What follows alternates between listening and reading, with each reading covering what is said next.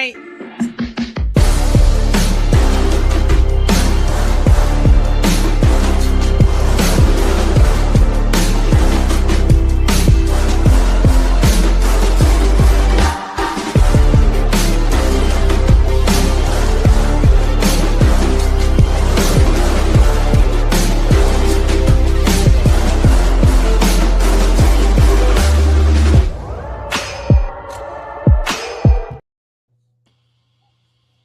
Welcome, everyone. Welcome. I am Dr. Brittany Parrish, and I am so glad that you're here today because we are about to have a conversation that most organizations are afraid to have out loud.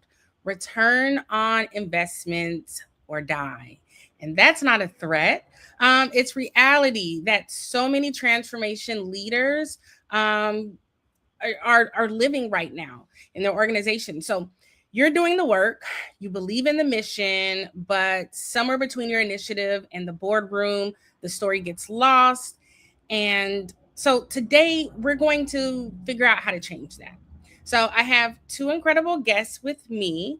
Rodrigo M. Cruz, who has directed over $150 million in transformation portfolios across global enterprises, as well as Sidi, who led digital transformation inside Access Bank Botswana with board level accountability. And between the three of us, we have been in the hot seat for sure. And we know what it costs when transformation can't prove its value. So let's get into it. First, I want for Rodrigo and for Sidi to formally introduce themselves, please. Of course. Thank you, Brittany. Hello, everybody. This is Rodrigo Cruz. So I've been working on as a consultant, right? If you want to call it that way, transformation consultant for the last 25 years. I've been living on the intersection of data, systems, platforms, technology, process, people. So when all those combine, I am there. But the most important thing that I want to share right now is that back in 2003, I started realizing and sharing with my colleagues that data was the asset of the future for every single firm. Back in that day, there was very little understanding on that, and people just look at me like I was like, what are you talking about?" Right? I didn't realize that. But it's since then, it's like you have realized, okay, all the different transformations have been happening in the last 22 years. You have big data, you have these platforms, right? You have all these that are everything is evolving around how to manage the enterprise data. So, no, long story short, right now, today, AI is proving that. This AI is proving that the data is the most valuable asset of a company. So it's not changing the nature of the companies. It's not changing the nature of the value. It's actually just realizing faster that value, right? So and that goes both ways, right? So you're talking about that AI brings value, right, with the data, but it's also bringing any disruptions faster, right? So if you have problems in your company that you've been trying to hide, AI is going to surface it right away. So, like I said, it goes both ways. Absolutely. Thank you so much for those insights. Sidi, would you like to introduce yourself? Yes, please. Hi, everyone, and thank you for having us. My name is full name is Matsidi So Kiriteletswe. I go by Tsidi.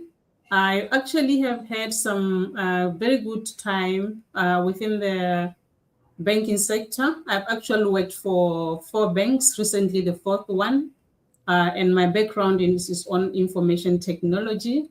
I'm very happy to be here today because we are going to actually delve into exactly what it means to transform.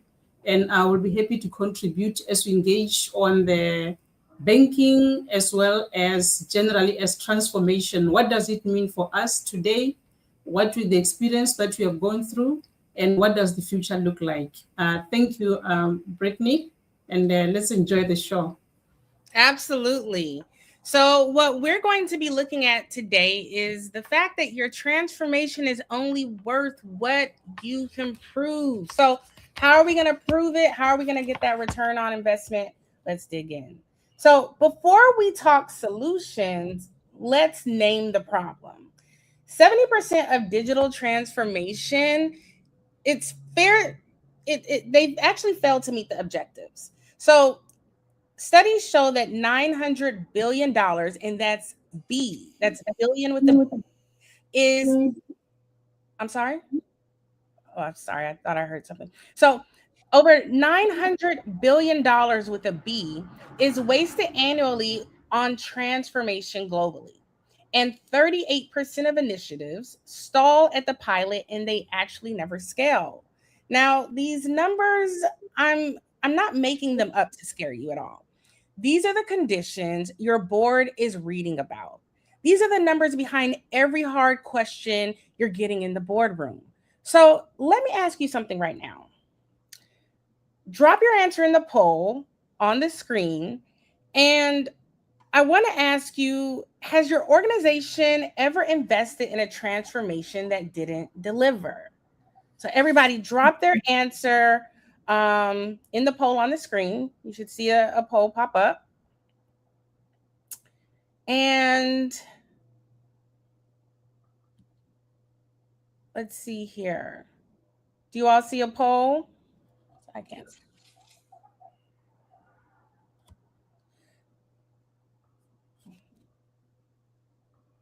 Yep. Okay. So we have 100% of the results are saying that um, they have seen their organization invest in a transformation that didn't deliver. 100% of our respondents. Okay. So look at those results. That tells you everything that you need to know. You're definitely not alone. And today we're going to make sure it doesn't happen again, because we're not here to talk about transformation. We're here to talk about transformation that actually works. Okay. So, with that being said, um, we want to look at, can you prove your transformation is worth the investment? And so there is one question that changes the entire conversation, and I want you to sit with it for a second. Again, can you prove that your transformation is worth the investment? Not that it's going well, not that your team is engaged, but specifically, can you prove it in a language that your board understands, with numbers that matter to them? Three things have to be true for the answer to be yes. Do you know what business outcome that you're driving? That's the first question. Do you know how you'll measure it and by when? That's the second question. And do you know who you're accountable to for the results? And if any of those three questions are fuzzy, then we have a problem. And that's exactly what we're going to fix today.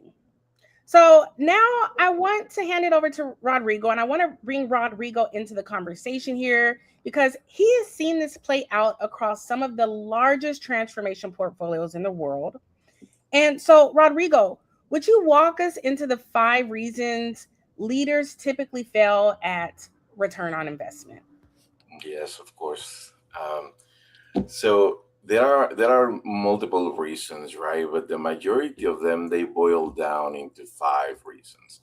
Like the first one is, everybody starts with thinking about, like, how do we transform something, um, instead of why, right? Like we start talking about, like, oh, we need to implement SAP, we need to implement Salesforce, we need to implement Microsoft Dynamics, we need, like, that. It was like, why, right? It's the same thing that is happening today with AI. It's like, oh, do we need AI? It's like, yes, and what are you solving for? What is your business case? What is the business decision that you're trying to reach at? Right. So that's obviously one of the main issues. There is absolutely no idea of what you're actually solving, and because of that, you don't even have a baseline. Right? Like, okay, so in order for you to measure something, right, you need a point A and a point B. So if you don't have those 2 points, if you only have the end, it's like how are you gonna measure that? What is the level of impact, right? So you could have achieved, I don't know, $100 million on revenue, but last year you had $99 million in revenue and you invested 50. That means that you have $49 million in the negative, right? So that's one thing. That's definitely the first thing that you need to do is focus on the baseline. The second point is they never establish a documented starting point, right? Like this is what we are talking about right now. It's like you have to have a measure starting line, right? So you need to define your business case and you need to define what is happening today, right? How much money you're making, how much money you are saving, how much time you're wasting, how many resources you're throwing away because of bad quality of whatever it is, right? So that's one thing. That's the second point, which is part of the one and two are one and the same. Then the third one, you're talking about metrics that have no relationship at all, right? You're talking about that. Yes, you have metrics that says, oh, we sold 199 million dollars in revenue last year, and now we want to get to more. But that revenue, where is it coming from, right? Which products, like which services? Like you need to be able to get to that level of detail to be able to say, yes, this is what we need to modify, and this is why we're investing. Because in here we are wasting resources, we are wasting opportunity, we're not doing the right thing, right? Here's an area where we can focus our dollars for investment, and it's going to multiply. Mhm. And then you have number four, right? You're measuring outputs, not outcomes, right? So saying like, oh, we have 100% usability of the dashboard. Like, yes, and is that actually bringing dollars to the company, right? Is that actually bringing a benefit? Just saying we have 100% usability of the dashboard, or we have 99% of adoption on the new platform. Like, again, that those are fancy outputs, but they don't measure ROI, right? So that's also one thing to be very mindful of. And then the last one, people think that ROI is a finance thing. It's part of finance, and that is not true, right? Like ROI is shared throughout every single area of the company, especially when you're leading that transformation, right? It's like you own the ROI.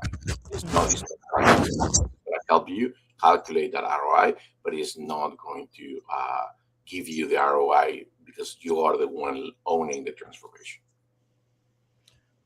Right. So, in your experience, which of these five have you seen kills the most transformation? Is there one that leaders just almost never catch in time? Yeah. So you're talking about the business case and the baseline, right? Mhm. That is always the case. It, I would say that probably 50% of transformations fail of that, if not more.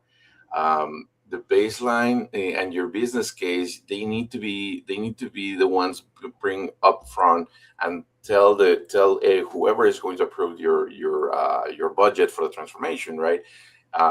It's like this is what we are trying to change. This is what we are trying to improve, and this is where we are. We think that if we implement this specific technology process, whatever change you're championing, right? We're gonna improve this much, right? This is like, again, ROI is kind of like a forecast, right? Like, yeah, that's your target. Are you gonna make it? Are you not gonna make it? That's the question, right? But like if you need to have your target. So that is I think the three things, right? No business case, no baseline, and no idea where you're going. Mhm. Absolutely. I absolutely agree. And so this is exactly why return on investment, as Rodrigo has explained, is not a finance conversation. And we really have to understand that it's a leadership conversation. And the moment you hand it off to finance is the moment that you lose the narrative, right? So, with that in mind, we want to, we want to discuss what the board actually wants to see. And so, Rodrigo, you sat in the room with CIOs and executive sponsors across multiple industries. What does a CEO or board actually need to see before they'll call a transformation successful? And how early do they need to see that? So it was like the transformation is going to be successful when you can measure it, right? Simple as that. Like if you don't know where you're going, you don't know if you hit your target. If you don't know where you started, you don't know if you're gonna make it all the way there. So that is one thing, right? Like they care about having that uh confidence, right, on the metrics. They care about knowing that you're actually going on a specific direction, right? Like, hey, yes, we're saving money. Okay, great. So because of this transformation, we're going to be saving money. Okay, perfect. That's great. But when? Right, like yes, you can have ROI is split across multiple years and everything, but in reality, when you start talking about like the first few months after the transformation, you start measuring your ROI, but you're not saying like, oh, in 90 days, we're going to hit $100 million in savings or $10 million in savings. Like, no, you're saying like, are we going in the right direction? Mhm. Right? Like we need to be very, very mindful of that. Is if your goal is to save $100 million in 10 years, and you said like, oh, we're going to save $10 million every year, most likely that's not going to happen, Right, right? Like because everything takes time. right. So you start saving little by little, and then you start hitting a much better cadence. So that's definitely one thing to think about. They don't care about showing that you save $1 million, $10 million every year, or that in the first quarter you save $2.5 million. You could have saved $250,000 in 3 months, but they see the decline. They see that savings are actually happening. The cost is coming down, right? That's what they care. Hmm. Well, so is it always about revenue or does risk mitigation carry more weight in certain scenarios? The private sector will be about revenue, right? But more regulated industries like government, right, or legal firms, they care more about risk mitigation than revenue, right? In government, that's a great opportunity for these technologies to be implemented, for these transformations to happen, because you go like traditionally everywhere you go, governments are always understaffed, Hmm. right? People is like, oh, they're going to take my jobs. Like, no, they're going to actually allow you to have a life, right? Hmm. Because that's happening. It's like you have government employees completely swamped in work that they don't never see the light of day, or they never see the light at the end of the tunnel, because there is never at the end of the tunnel. They always work, work, work, work. Right, right. So then how do you translate digital maturity into boardroom language that actually lands? Well, again, everything is about the measurements, right? And think about the trending. So if you're not talking about a final results, you're talking about trends. So the digital maturity is I will say it's like when will you stop learning, right? Like you don't never stop learning. Digital maturity is like you reach this specific point in time and you believe that you're mature, your digital ecosystem is great, but then something new comes the road, Hmm. right? So I think that's a little bit of misconception, but at the end of the day, is what they care, what the boardroom and the CEO cares is about showing that there is a trend on the right direction. Right. Wow. Okay. So I can talk to you about this all day, but this is my last question. So what's the fastest ROI signal a leader can show in 90 days when the board is getting restless? Well, again, that's what we've been discussing, right? The actual trend, like you're showing that you're making more money, even though that's not the target for the end of the year, or not even close to the target of the end of the year. But at least you're showing change, right? That's it. Mhm. That's the main objective of the transformation. That there is a change, right? There's a positive change, or negative if that's what you're expecting. Actually, you're talking about cost. Yeah, you want a negative change. You want to reduce the cost. If you're talking about the same thing with risk, right? Or a decision time, like you want to see those coming down. Right. Absolutely. Wow, such a wealth of information. Well, audience, I want to get your feedback. Drop it in the chat. What metric does your leadership care about most? Let us know. All right. Make sure you put that in the chat. Well, next, we are going to hear from CD, and we're going to talk about what ROI looks like inside of a bank. So, CD, you lived this inside of a regulated banking environment. There's nowhere to hide when transformation isn't performing. Tell us about a moment when you were under real pressure to prove value. What did you measure? What did the numbers miss? And what actually saved it? Thanks, Brittany, and thanks, audience. So, the bank is a very highly regulated environment, as you mentioned. There's quite a lot of expectations, apart from playing in the current technology environment that we are living in and the future. There's quite a lot of regulatory expected from the banks. So, in terms of transformation, banks are transforming like every single day because the customers are becoming sophisticated. The landscape is becoming very highly competitive, especially with the fintechs and other financial institutions. So, in terms of my experience and what happens in the environment, is that transformation, I would like to say, is not an IT problem. Transformation is an organization mission. Everybody must play in transformation. So, in terms of what happens in the banks, is the fact that every day we need to satisfy the needs of the customers, and at the same time, also there's a need also to compete and to comply. So, in terms of what really happens in terms of the projects themselves, it's very important that there is continuous understanding of what happens in the market. But the bigger thing around banks, like most other organizations around transformation, is the understanding of why are we changing? Why is the bank changing? And the thing is that at the beginning of every initiative for transformation, all stakeholders should be on board. Stakeholders being on board means everybody contributes. So the ball drops immediately, there's people left behind, as you asked. The ball drops immediately, there's a lack of communication, because end of the day, like Rodney was saying at the beginning earlier, it's important that at the end of the day we get the outcome. So the bank leadership, like any other leadership, they're interested in the outcome, the revenue. If it's a solution to the clients, has this been resolved?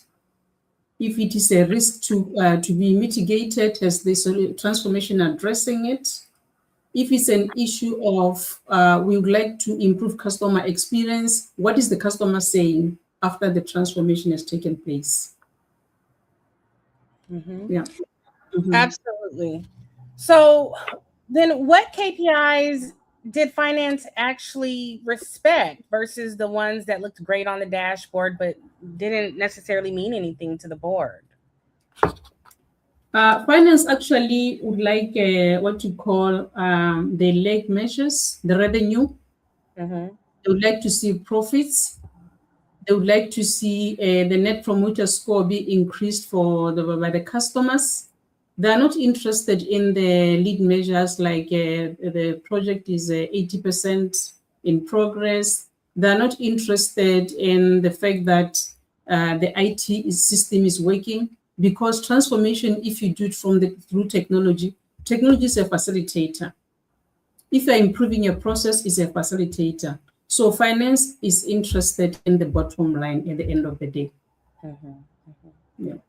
Absolutely. So, can you share with us a transformation initiative that was started, or any type of initiative, but what almost killed this initiative, or what protected it? Okay, so I think we sometimes tend to rush initiatives Mm-hmm. because of the timing. Like right now, I think everybody's talking AI. Mm-hmm. They want AI, even they don't know what it can do, but you just want to get AI in your environment. So I think the thing is, I won't be able to specify the specific initiative for purpose of Mm-hmm. uh, yeah. So basically, what happens is that a project we have started earlier, but in the whole journey of this initiative happening, a very big one, because it was a transformational project. You see that there's not much movement, and the challenge is, why is there not much movement? Mm-hmm. One, the project almost died, like you said, the initiative. But the big thing from the lessons learned is consistent communication is important, even if things are not going right. Mm-hmm. As a project lead or a transformation lead, you need to put a communication a framework that allows you to speak to the stakeholders every now and then consistently. So if there's not much communication, for example, people not showing up, simple as that, Mm-hmm. people not playing their part, Mm-hmm. or even sometimes the environment changes and then the economy changes and then there's an issues of budget. We can't continue because of the budget, or just the environment changes, like the one I'm talking specifically was just the post-COVID environment, where you realize that it was not easy to do certain things physically, which were expected to be done physically. But what saved the project was the fact that the leadership was very consistent and focused on the outcome. End of the day, you have to pull the strings together, and then finally the initiative lands. I absolutely agree with that. And this is why this conversation is so important, because we've, all of us have experienced what we've outlined, the things that kill initiatives, but also what we've outlined in this discussion are the things that have protected it. And I've also personally seen that. I work with, organizational change, particularly within higher education. And as you discussed, this initiative with AI is moving with such celerity, and people want to implement it into everything. And, and although people are trying to be cautious in how they implement it, everybody's learning at the same time, and we haven't established a baseline, as we've discussed. And so without that baseline being established, that, as Rodrigo also discusses, oftentimes what kills the initiative. But the thing that I've personally seen that has protected the AI initiative, specifically, is transformational leadership. And I often employ that with my teams, and I get the feedback that no one wants to let you down, right? Like that energy, and that guidance and leadership is absolutely infectious. And if you have a good plan, and if you follow the framework that we're outlining and the tips, you will have impactful transformation that leads to a return on your investment. And so I want to follow up with you, CD, and ask, so what do you wish that someone had told you earlier about measuring return on investment in your environment? I think the value of relationships, Mm-hmm. especially in a transformation team, Mm-hmm. it's very important that the team gels, the Mm-hmm. team is together, there is a shared goal, there's an understanding to the extent that the aim should be to see the initiative throughout, stage by stage. There should be nothing like I've done my part, then I wait outside. It's like a football team. Everybody has to know their role. If you are number 5, you know what to do. Number 9, what to do, something like that. So the relationship, very, very critical. Second thing, stakeholder management, to be able to be clear at the beginning when you do an initiative to say, this is the setup of this particular initiative in the form of a project, and everybody understands their role Mm-hmm. so that when things go bad and go wrong, we know who to account and who to go to. So it's very important that from the beginning there are clear rules and responsibilities set and expectations for everyone. The other one is around the having the end in the mind. Mm-hmm. So, especially in the digital transformation, people tend to learn the solution as it goes, or the exercise as it goes, and then sometimes the goalposts even change. Mm-hmm. Change because somebody's excited because they see now it's coming up. I wanted this one more, add something, or it's not working. Why can't we change? So it's important that it's clear. There is the end and the end in the mind from the beginning, because there is always going to be challenges. When challenges come, it doesn't mean that you have to stop. You have to make sure that you find a way of dealing with them. And then the last one is around starting on time. It's very, very important. Mm-hmm. We tend to spend so much time saying stakeholders so and so is not available. We'll start tomorrow. It's important that you create the discipline from day one to start on time, because you don't know how the journey is going to pan out like. Mm-hmm. Thank you. Absolutely. I definitely agree. And one of the things that I uh, really picked up on and I'm really big on with, teams and driving ROI, as you mentioned, is, understanding your role. I'm, also I teach anatomy and physiology. And so I'm really, from a biological point of view, even with your organ system, if you do not, if your heart has a role. And so if you don't understand your role, you're not going to be able to like fulfill the Mm, function, right? It has to be very clearly defined. And once you have that role and your function clearly defined, that's the only time that you can then have true accountability. And without accountability, there is very little return on investment if you don't know who to who to place the deliverable with.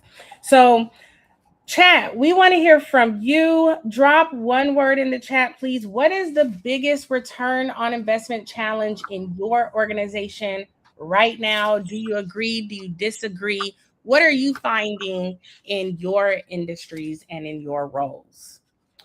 So while we go think about that, we also want to start thinking about the 3-step return on investment model, because we want to have a framework that you can use on Monday. So, okay, we've named the problem. Now let's give you something that you can actually use on Monday, or like that's the goal for today. So Rodrigo, can you please take baseline? CD, you're gonna take the prove, and I'm gonna anchor with the measure step in between. So Rodrigo, can you lead us off? Yes, of course. So baseline is the few things that we already discussed, right? It's four things. Like, what is the decision that you are trying to improve, right? What is your business case? Simple as that. Right? Like, what are you trying to change? What are you trying to make to improve? The second one is what does performance look like today, right? What is your starting point? Your point A was like, where are you starting running? And then the third one is metrics. What metrics are you trying to improve, right? So think about cycle time, conversion rate, error rate, approval rate, like all these things. Like you need to see what are you trying to improve, right? Like the fact that you have a business case, and then you have where you're starting today, like what are you trying to improve, and then finally who is owning the value, right? Who's going to be responsible for that? So those are the four things that are very important. So in simple terms, if you don't have a baseline, you don't have proof. If you don't have proof, you don't have a story. If you don't have a story, you don't have transformation. Absolutely. And so once you've established your baseline, then we have to measure the baseline, right? So we we know where we started off, and we, as we know where we want to go. But how are we going to measure it? And you have to define your success metric before the initiative launches, not after. The metric must be one that your chief financial officer would recognize as meaningful, as well as the board of directors, and not just a vanity number. And additionally, of course, the decision makers of the company have to recognize it, but also, most importantly, the shareholders, the people who are going to also be impacted by the initiative, need to be able to feel the impact of what was measured, what we started off and what we ended with. And so how you're going to measure that, I would often recommend that you find a way to measure that not only quantitatively but qualitatively in some type of way, to make sure that you have a wealth of information to know that once you get to the end of the initiative, if the goalpost for any reason needs to move, you will know at which increment and in which direction you need to move the team, because you have measured the entire process thoroughly with both quantitative and qualitative data. CD, would you like to go ahead with step 3?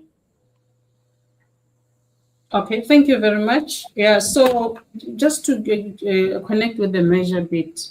So as you have identified what you need to do, it's important that the problem is clear. Is it a loss? Are we solving for service? Are we solving for number of clients? Are we solving for a broken process? Whatever it is, it has to go in line with the measures. So when you get to the measures, there are two types of measures. That is what we call the lead measure, which is what's going to be measure progress throughout. And then there's also the leg measure, which will be like the end result. So in terms of measures to be framed at the beginning, when you sign off the initiative or the project, it has to be clear from the CFO and the leadership that as per the business case, we are going to address revenue, we are going to address cost savings, we are going to address customer experience, because obviously all these things have got a monetary part to it. A customer experience basically will be like you'll be seeing some decline in calls or something. So in order to prove at the end of the day, before we even go to the end result, you will be doing your clear measures. Supposing you are in a very a service environment like a banking environment, one of the things is that to measure the sales. So yes, you have done the transformation, is done, the solution is in place. So how do we know that things are happening now? Number of calls that are happening around sales, the leads that are coming through for sales, and end of the day, the direction of what happens in terms of 30 days, 60 days, 90 days can actually make the CFO and the leadership realize that definitely there's revenue coming, because we can see from the number of transactions and from the updates given that the number of clients have been increasing, they've been onboarded, and then you go to the deeper, the nitty-gritties and check the transaction volumes, and then you see end of the day, we are reaching the revenue. You'll also see if it's a cost reduction exercise that we no longer have customer service calls, complaints. Therefore, people are not working any overtime from the call centers.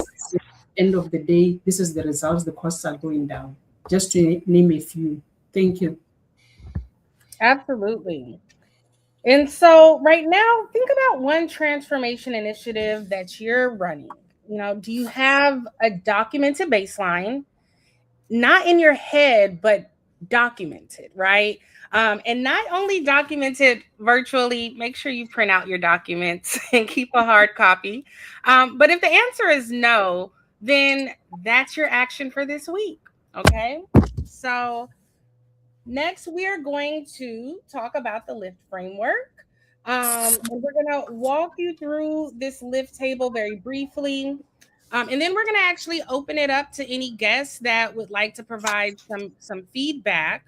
But I want you to start thinking about which lift pillar do most leaders neglect when they're measuring return on investment. So, Rodrigo, would you like to go first?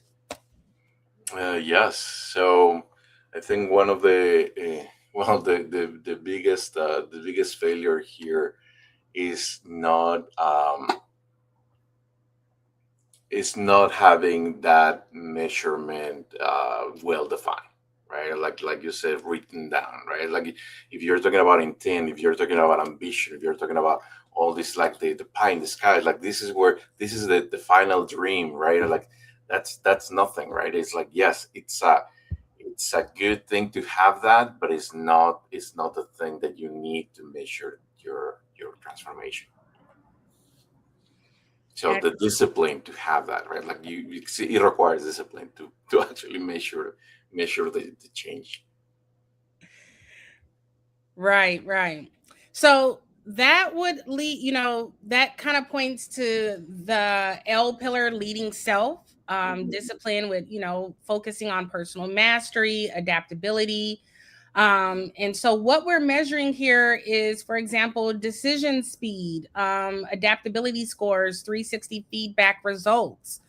Um, and so then the next pillar that we would want to discuss is innovation in technology, which measures, digital fluency, tech vision. That's going to be the focus of that pillar.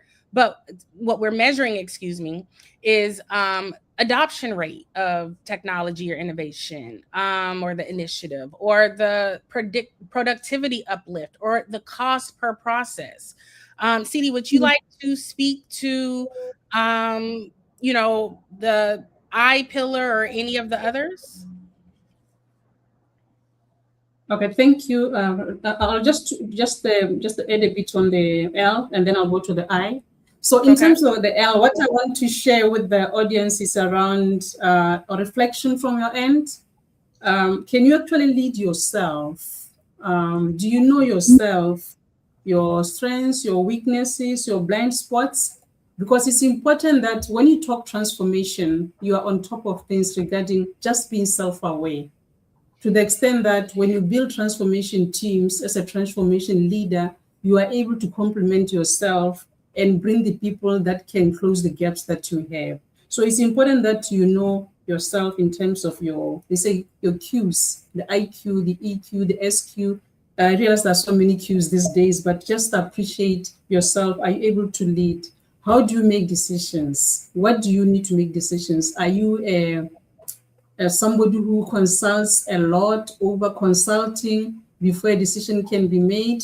So just reflect on yourself, even in terms of adaptability we're talking about. How ready are you to actually pull through for the changes we're going through?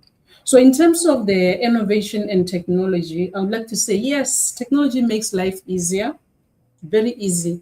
Right now, we'll not be having this conference without technology. Imagine how much we would have spent just to come together in a room and have this kind of conversation. So it's important that it's very clear that when the initiative comes in terms of transformation, the players, especially the beneficiaries, are ready.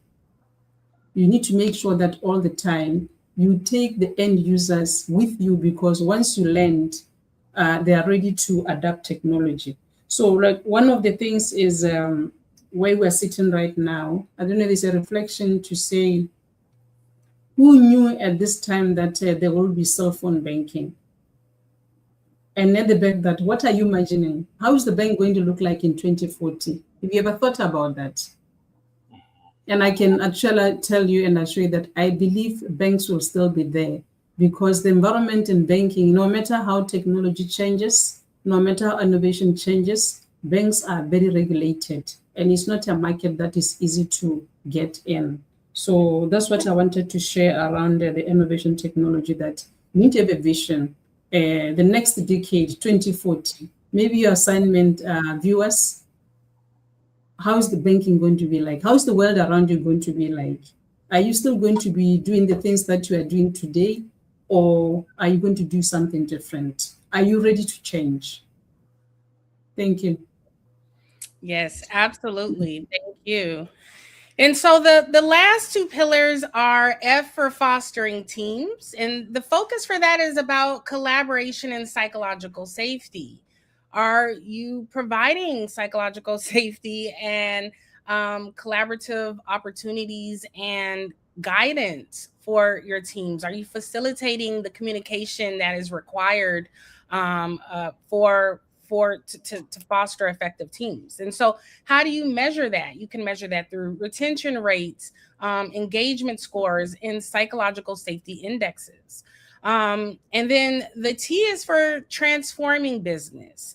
So this focuses on strategy execution, value creation, and again, what we're measuring here is the revenue impact, the cost savings, and customer NPS. So, Rodrigo or CD, do you have any, um, experience or feedback on the remaining pillars of the LIFT framework? Okay, so I'll go in. In terms of fostering teams, the challenge has been silos, where people just do things in a very fragmented way. So let's say one are the times when we have to have individual appraisals. It's important that teams work together, because the total sum of 1 + 1 should be 5, not 1, not 0. Because once you collaborate as a team, you get more results. And if you are aligned as a team, as you mentioned, that we have to foster the teams. Once there's a shared vision, a common goal, a common understanding, a lot of things come together. The productivity goes up, the understanding of we are going up, the revenue goes up, and even the engagement itself is much more improved, because people understand each other and they can relate. So is the customer index also goes up. For the transforming of the business, it's important that there is execution of the commitments that were made to do the transformation, because there's quite a lot that is changing around us. So it's not about me, it's about us. It's about everyone who is involved in the transformation. Hence, we see some of the measures around the business transformation will be the cost savings. Not that you brought anything new, just because you have changed the way you do things. Thank you. Absolutely. Rodrigo?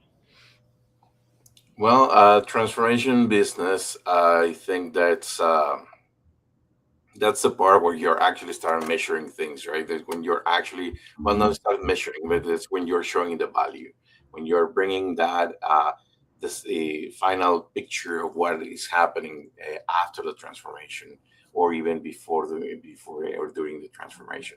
So I think that is a very important part, because that's where you're telling your story. Absolutely. Absolutely. And so we want to launch an audience poll.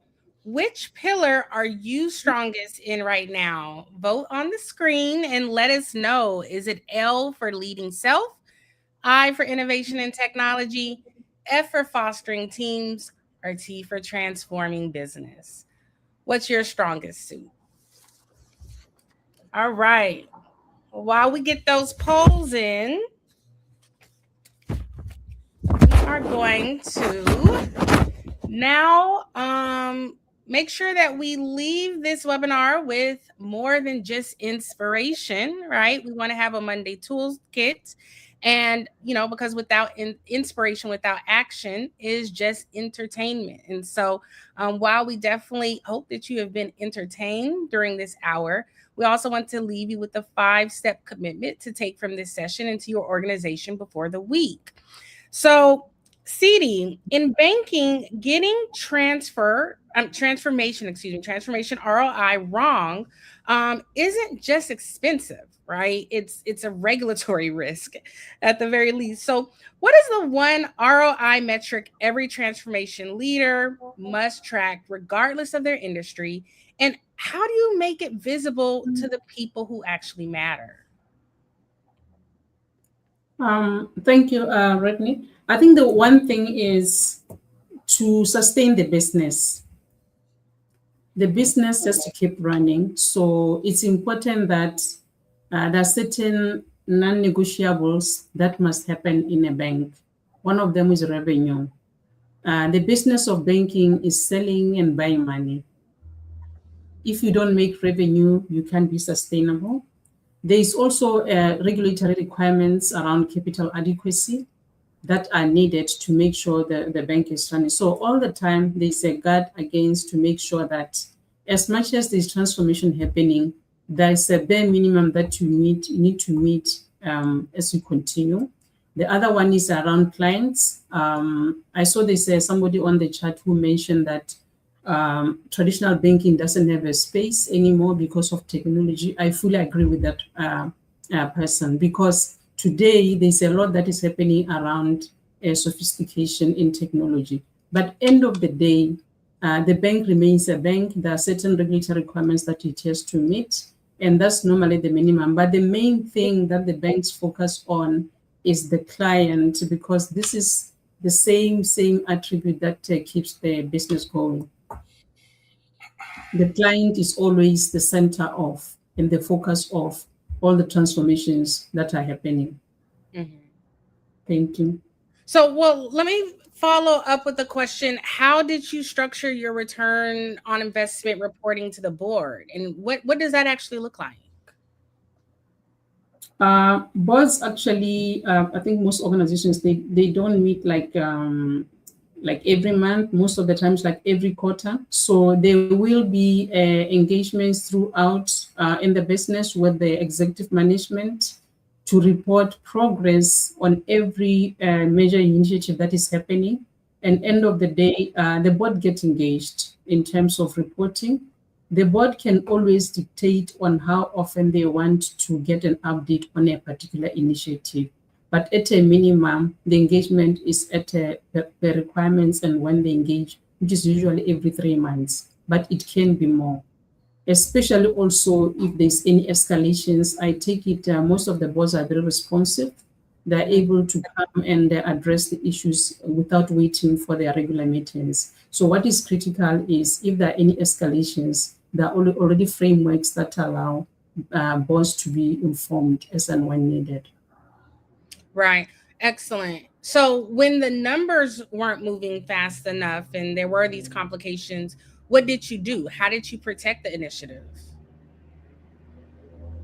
You just have to be clear on what was expected, what have you done, what do you expect, what are you asking for to proceed? Because like I mentioned, I think at the beginning, I actually said not every project is smooth.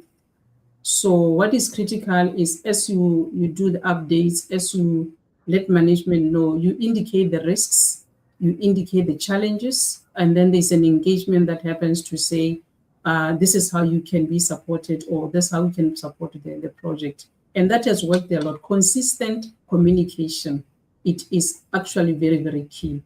And then regular stakeholder engagement, to be able to talk to why things are not working or why things are working. What is important is to keep the stakeholders on board all the time. And that has worked. Excellent. So, as you know, one thing we want to point out is that you want to make sure that you audit one initiative. You want to translate your goal. But we also invite you to book a 30-minute team review, and make sure that you download the Lift Skills Framework white paper, and make sure to share one insight before Friday. But in addition to that, we also want to know from you, what's one metric that you currently track that proves transformation value? So, audience, if you can drop that in the chat, what is one metric that you currently track that proves transformation? And also, go ahead and feel free to drop some questions in the chat for Rodrigo and CD. And if we have some time, we can take one or two of them. And if, Rodrigo and CDC, any questions in the chat, please, feel free to go ahead and answer them.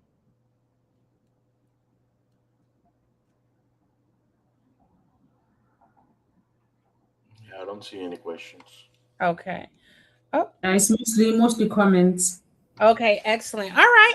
Well, then this is the part that I love the most, right? No filters, no theory, just real questions, real answers. And so, we hopefully have answered all of your questions. And so before we close, I just want to make sure again that you leave with more than just inspiration, because inspiration without action is just a good Tuesday or Thursday for today. So again, here are 5 things that you can do before the end of the week. Number 1, audit one initiative. Does it have a measurable baseline? If not, set one today. Number 2, translate your transformation goal into a metric that your CFO would actually recognize. And number 3, make sure to book a 30-minute team review. Ask one question: are we measuring activity or are we measuring outcomes? And number 4, again, make sure that you download that Lift Skills Framework white paper. Map your return on investment to the 4 pillars. And 5, share one insight from today with your team before Friday. Write one of these down right now. And then the one that feels the most uncomfortable is probably the one that you need to work on. Okay. So before we close out, I want to give Rodrigo and CD the final word. Please, thank you all so much. Is there anything that you would like to share? I just posted something in the chat, but it's very simple, right? Most organizations track activity. We're not tracking activity. We don't need outputs. We need outcomes, right? High performance organizations, that's what they do. They measure outcomes across the different pillars that I share: speed, cost, quality, risk, and value. So everything combines. It's actually showing you that the last metric, value, right? Like what is changing, right? What is going faster, cheaper, shorter, better, safer, right? It's like all those things that's what you need to measure at the end. Excellent. Thank you. CD? Thank you. I just want to say, be the change that you want to see, as per Indira Gandhi's words. But I would like also to say, Tim, the world is changing so much, so fast, that you need to approach transformation with a very open mind. Transformation is not just the digital, it's everything. It's everything that changes around us. And thank you very much for your attention. Thank you. So the age of vague transformation, it's over, guys. Your board is not going to wait forever. Your budget is not going to protect itself, unfortunately, and your team deserves a leader who can prove what they're building is worth it. So you don't just lead change, you have to prove it. Thank you to Rodrigo and CD for showing up with the real talk today. And thank you to every single one of you for being in the room. You're not just leaders, you're transformation leaders, and transformation leaders prove their return on investment. We'll see you next month. Bye, everyone. Today, we unpacked how innovation can be both a gift and a threat, and that surviving disruption starts with how you lead through it. At Transformation Leader, we help you turn insight into action. Inside our ecosystem, you'll learn to balance technology with human, data with empathy, and change with confidence. If you're ready to stop watching innovation happen and start leading it, head to t4leader.com, join a tribe, log your impact, and let's shape the future together.